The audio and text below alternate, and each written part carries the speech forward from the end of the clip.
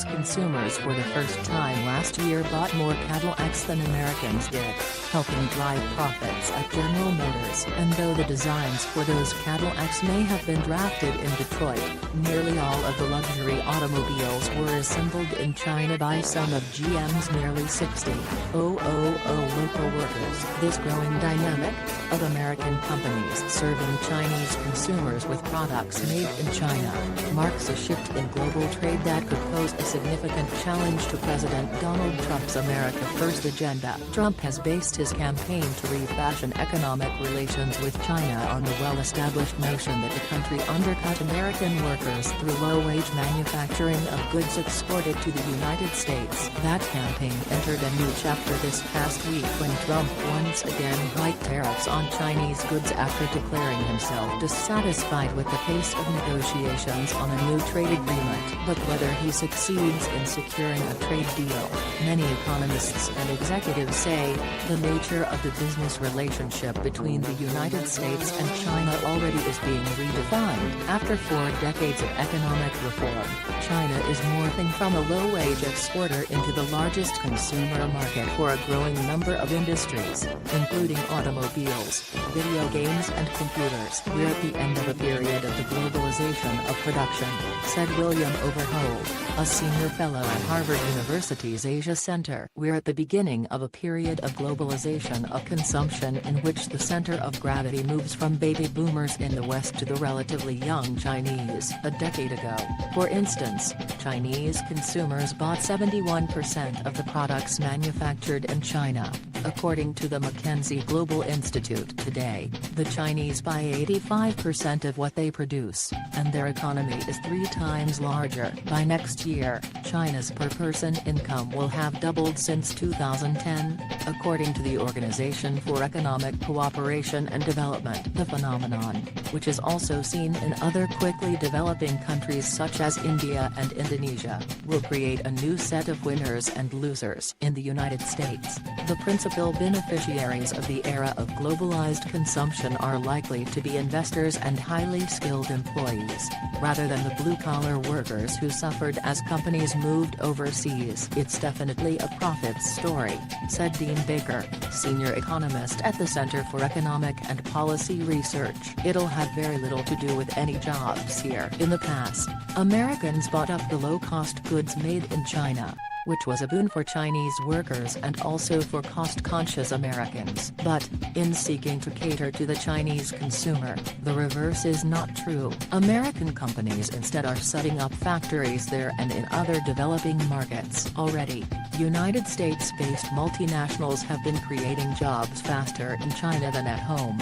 according to the Bureau of Economic Analysis. Since 2009, corporations have increased their Chinese workforce by 86% to 1.7 million, roughly 4 times the rate of increase at home. For Trump, that means a trade policy that often seems to promise a return to an earlier era before globalization could disappoint, even if he secures a good deal with the Chinese. Administration officials say they are making headway rebalancing trade relations with China and other countries to rectify mistakes made by Trump's predecessors. A new North American trade deal, for example, requires more auto manufacturing to be done in the United States. It still needs to be passed by Congress. The president's tariffs are credited with reviving steel production, one factor in the addition of 452,000 new manufacturing jobs during his tenure. Other trends also could benefit the United States. Rising wages in countries such as China and increasing automation are making labor costs relatively less important in determining the location of new factories. That makes the United States more attractive as an investment destination.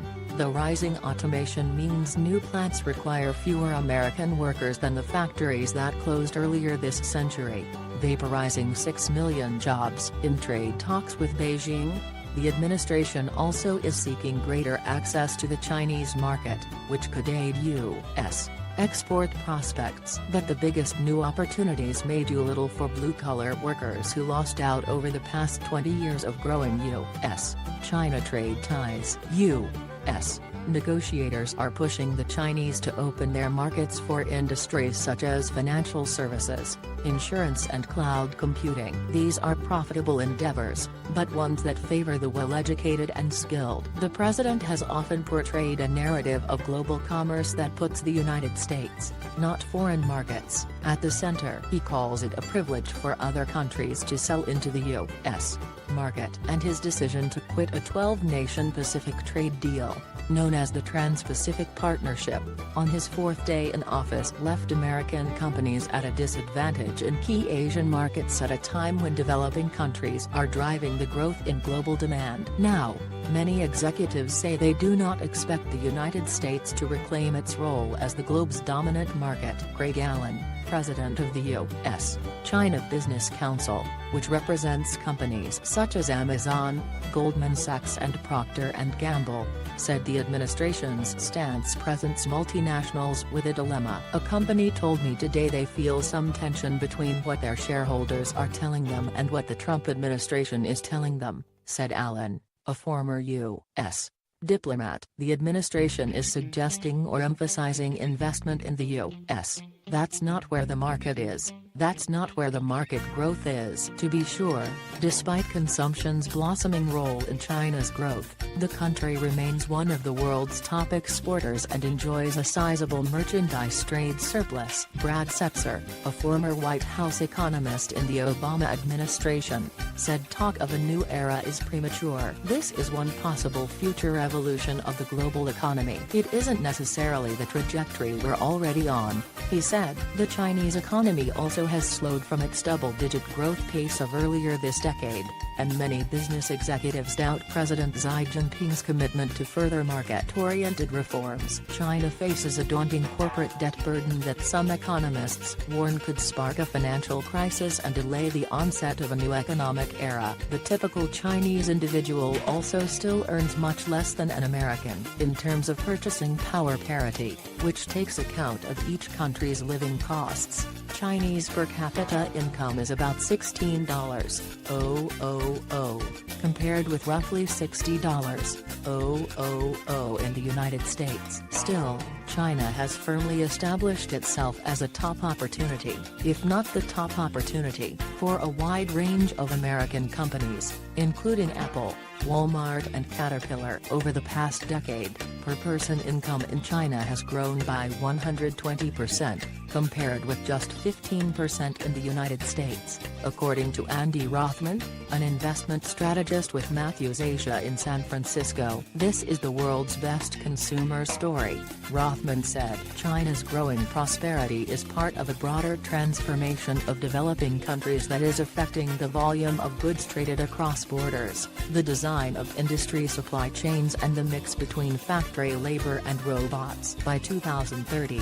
fast-growing developing countries led by China are expected to account for 51% of global consumption, nearly double their 2007 share, according to a study by McKinsey Global Institute. Companies in the advanced economies, including the United States, the European Union and Japan, last year sold $4.5 trillion worth of goods, including machinery, chemicals and cars, to customers in poorer nations. This is exactly the wrong time to be putting up barriers to trade, said Susan Lund, a McKinsey partner who directed the study. In recent years, China accounted for more than one-third of global economic growth, roughly equal to the combined contributions of the United States, Europe and Japan. According to the International Monetary Fund for General Motors, that translated into deliveries of 365 million vehicles last year to Chinese buyers, compared with fewer than 3 million to Americans. The automaker earned $2 billion